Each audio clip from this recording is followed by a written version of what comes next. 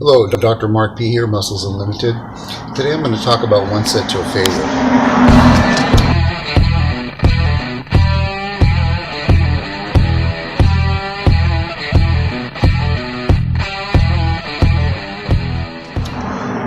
Those advocates who truly utilize high intensity training realize that one set to a failure misses the mark and falls short of reaching its objective.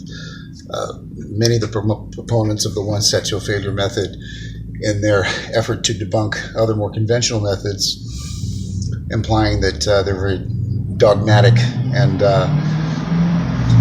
linear in their thinking, replace a lot of the dogma with their own. Because any singular application over time is very self-limiting in terms of the way the body adapts to it. The body adapting to stress very handily and very readily, whether it be one set to a failure or any other method or application, the body will soon come to a point of diminishing returns. I look at the analogy of running a race, for example, and as it applies to comparing it to one's attempt to reach their objective using one set to a failure. Let's say you're running a 4-minute, you're attempting to run a mile. And so you break out into a full run at very high speed. Well, after a couple hundred yards, you're going to taper off. You're not going to be able to sustain that speed for a very long period of time. And if you continue doing so, you will not be able to finish the race at all. But instead, anyone attempting to run that distance will do so incrementally. They'll taper their time as such to be able to achieve the entire distance in as short a period as possible. Which is, not to compare the analogy between long distance running to bodybuilding. However, in terms of being able to incorporate as much intensity into the smallest window of opportunity possible, it's a very similar analogy.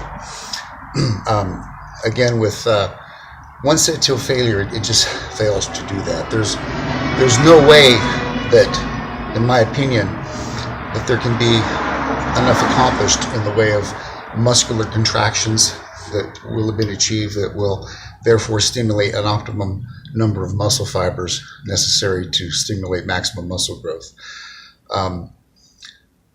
As far as failure goes to, that's another thing that has to be considered. Many people like to use the word till failure, but what does that really mean? Momentary muscular failure is not necessarily failure. So you have to validate, okay, let's say you're justifying the one set to a failure. Are you really working to a failure?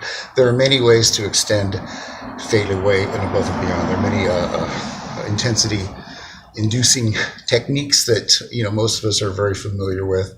So the question is, to begin with, before you even continue to discuss one set to a failure, is if in fact the trainee is working till maximum muscular failure to begin with. So another thing I'd consider in making my observation, my opinion about one set to a failure is what I call training tolerance and threshold. Threshold is a term that I've kind of coined the phrase, and what I mean by that is basically the point whereby the muscle has reached a point where, well, it's kind of analogous to the glass is full. A glass can only hold so much water. It's full, it overflows. That's pretty much all it can stand. Well, threshold is just reaching a point whereby the body will have already been exposed to enough proper exercise whereby it's pretty much all it can stand, all that's required to optimally stimulate progress. Now, for anyone to dictate or determine how much volume is necessary to achieve that, I think it's just way too subjective to definitively put a number on that, because there are other factors involved too. Tolerance, for example. Whether or not people want to agree or not, in my opinion, I feel that certain muscles simply have a greater tolerance for more exercise than others. And, from my own personal experience, which is a pretty comprehensive one, I'm going to give you a little analogy and walk you through this and maybe see if you might agree to disagree. For example, when I do legs, I always proceed my squats with leg presses. And I like to do 3 working sets. After my warm-ups, I'll do a relatively higher repetition set, followed by, pyramiding, an incremental increase in resistance, naturally doing less repetitions. Then I'll do a 3rd set, which is my quote-unquote heavy set, overload set. This is heavy leg day, mind you. Then I'll go into my squats. Now, I use relatively heavy poundages for squats. After a period of time, let's face it, we work up to some pretty heavy weights when we're doing, pushing the envelope and doing high-power bodybuilding. So let's say, for example, I do my first set of maybe, perhaps between 17 and 20 repetitions till failure. At that point, with such heavy weight, I'm virtually exhausted. It just takes everything out of me. I feel like first thing I got to do is sit down or lay down, and actually the cascade of pain actually increases as time goes on. It doesn't get better. It actually gets more painful as the seconds go by. Sometimes I'm sitting there writhing in pain for up to 2 minutes before my breathing goes back to normal, and I'm even able to consider doing a 2nd set. So at that point, I like to increase the resistance a little bit, do slightly less repetitions, possibly an assisted set at that point in time. But after that, that's pretty much it. For the most part, I've got absolutely 0 left to continue to do another set. At most, I might do a drop set using less weight than I did on my first initial working set. And that's a struggle. So really, if you look at it, you could call it 3 sets, if you will, but essentially the first set was probably the most productive set, but that was all done preceding another exercise, which leads me to another topic. There's some proponents out there that seem to think that one could literally exclusively over time select one exercise per muscle group, and provided they did enough volume, enough sets for that movement, that would be adequate enough to comprehensively stimulate that muscle. I tend to disagree there, and I'll give you my opinion as to why.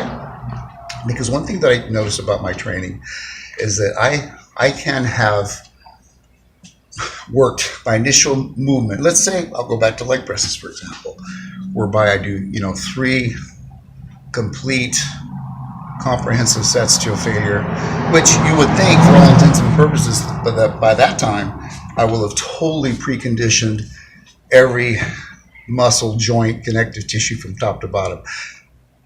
But then why is it that by the time I move over to squats, I still have to warm up?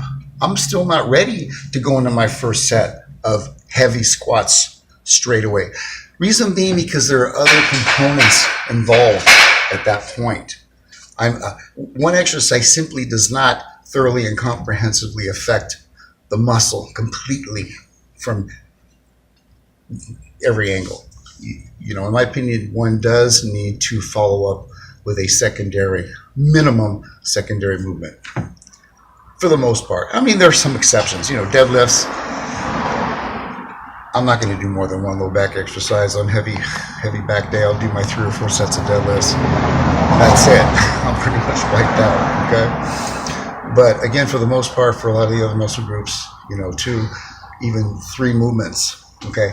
Again, not to say that I'm prescribing any number of exercises or volume. It just so happens that I believe in working to a threshold. In other words, I go to the point, even though I'm going to failure, until my body's pretty much told me that I've had enough. And again, it goes back to tolerance. Why is it that I'm able to do more sets for, let's say, chest or back than I am for legs? I'm not really quite sure, but I do know that they do have a higher tolerance, and I do know that it takes more time and more volume for me to reach the threshold than it does for other muscle groups. And that's just a fact. And so I kind of go with that.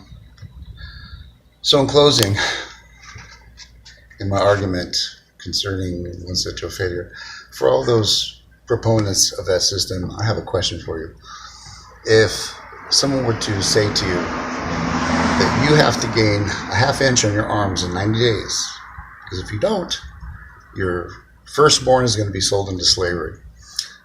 Let me ask you a question. What do you think you'd do? Would you do one set to a failure?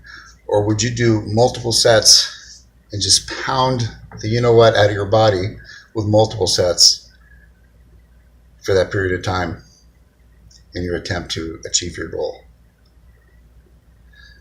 Well, that being said, I think that kind of answers your question.